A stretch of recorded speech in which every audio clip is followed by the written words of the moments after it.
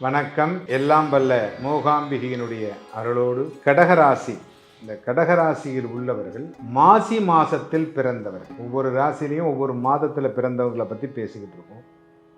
இந்த மாசி மாதத்தில் பிறந்தவர்கள் எப்படி இருக்கும்?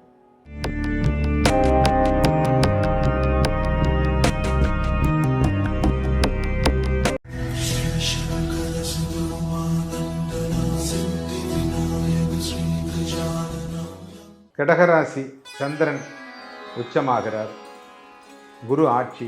இது சந்திரனோட வீடு. ஆக்சுவலி இந்த கடகராசிங்கிறது சந்திரனுடைய வீடு. அஷ்டமாதிபதியாக இருக்கக்கூடிய கும்பராசி இவர்களுக்கு சந்திரனுக்கு அங்கே பலம் இல்லாமல் இருக்கு. ஏன்னா அது சனியினுடைய வீடு. இந்த கடகராசிக்கு சனி நல்லதை செய்யக்கூடியவன். நல்லா தெரிஞ்சுங்க, கடகராசிக்கு சனி நல்லதை செய்யக்கூடியவன். அவனுடைய வீட்டில் போய் சூரியன் உட்கார்றான்.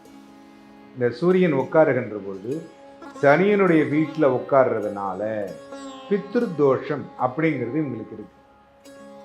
இந்த பித்ரு சாபம் அல்லது பித்ரு தோஷம் அப்படிங்கிறது இருக்கு அப்படின்னு சொல்லலாம். இது யாரால் ஏற்படுகிறது? அம்மா வழியினுடைய பித்ரு சாபம். ஏன்னா இங்க சந்திரன் பலம் இல்லாமல் இருக்கிறதுனால இது அம்மா வழி பித்ரு சாபம் அப்படின்னு சொல்லலாம். இவங்களுக்கு பரிகாரம், ஏன்னா இந்த சந்திரன் அப்படிங்கிறவங்க அன்பானவர்கள், அன்புக்கு ஆசைப்படக்கூடியவர்கள், அன்பான சொல்களுக்கு யாராவது இவங்களை ஏமாத்தணும்னா 4 வார்த்தை நல்லா அன்பா சொன்னோம்னா இவங்களை ஏமாத்தணும்.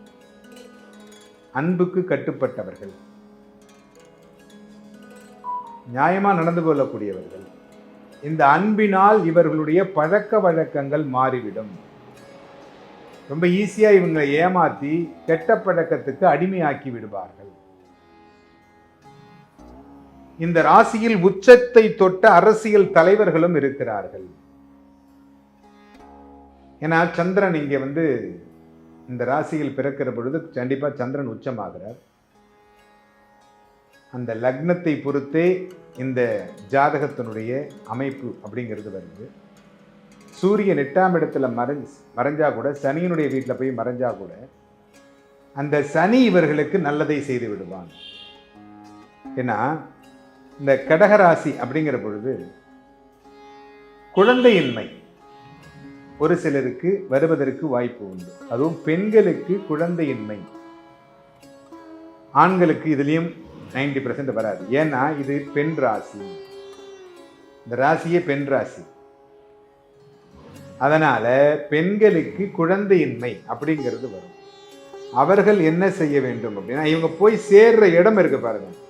இந்த பெண்கள், கடகராசியில் பிறந்திருக்கக்கூடிய பெண்கள் திருமணமாகி போகின்ற இடம், அந்த இடத்துல ஆல்ரெடி பிதுர் சாபம் இருக்கும்.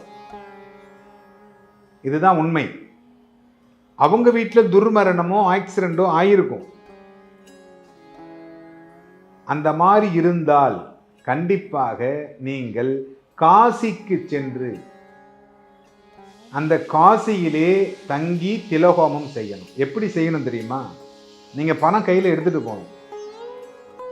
சில பரிகாரங்கள் வந்தா நிறைய பேர் அதை கமெண்ட் பண்றதுக்கு கூட நிறைய பேர் இருக்கிறாங்க.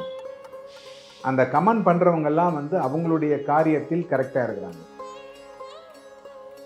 அடுத்தவர்கள் செய்கின்ற பரிகாரத்தை எக்காரணத்தை கொண்டும் தயவு செய்து தவறாக பேசிவிடாதீர்கள். அதுவும் உங்களுக்கு பாவம்.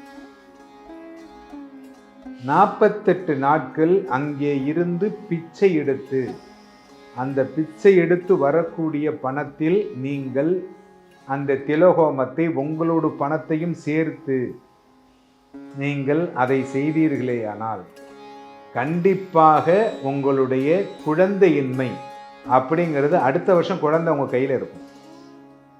100% கேரண்டியா சொல்லலாம், உங்களுக்கு அடுத்த வருடம் குழந்தைங்கிறது. இது திலோகோமம் ராமேஸ்வரத்தில் பண்ணக்கூடாது. ஏன்னா திலோகம்னா உடனே ராமேஸ்வரத்துக்கு போயிடுவாங்க. இந்த திலோகோமம் ராமேஸ்வரத்தில் பண்றதுல பிரயோஜனம் இல்லை. இந்த 48 நாட்களும் காலையில் எழுந்திருத்து கங்கையில் குளித்து விட்டு பிச்சை எடுத்து அதிலிருந்து தான் உங்களுடைய உணவை தேவையான அளவு மட்டும் பயன்படுத்த வேண்டும். மீதி பணத்தை அப்படியே வச்சுக்கணும். 48 நாட்களும் உங்களுடைய வாழ்க்கை அப்படிங்கிறது ரொம்ப பவ்யமாகவும் எளிமையாகவும் இருக்கணும், ஆடம்பரமாக இருக்கக்கூடாது. அப்படி இருந்து நீங்கள் இதை செய்தீர்களேயானால் இந்த பெண்களுக்கு ஏற்படுகின்ற, அதாவது கடகராசியில் மாசி மாதம் பிறந்தவர்களுக்கு குழந்தையின்மை அப்படின்னு இருக்கிறவங்களுக்கு இந்த பிரச்சனைகள் சால்வ் ஆயிடும். கண்டிப்பாக அடுத்த முறை உங்களுக்கு குழந்தை கிடைக்கும். எல்லோரும் இன்புற்றிருக்க இறைவனை பிரார்த்தனை செய்கிறேன்.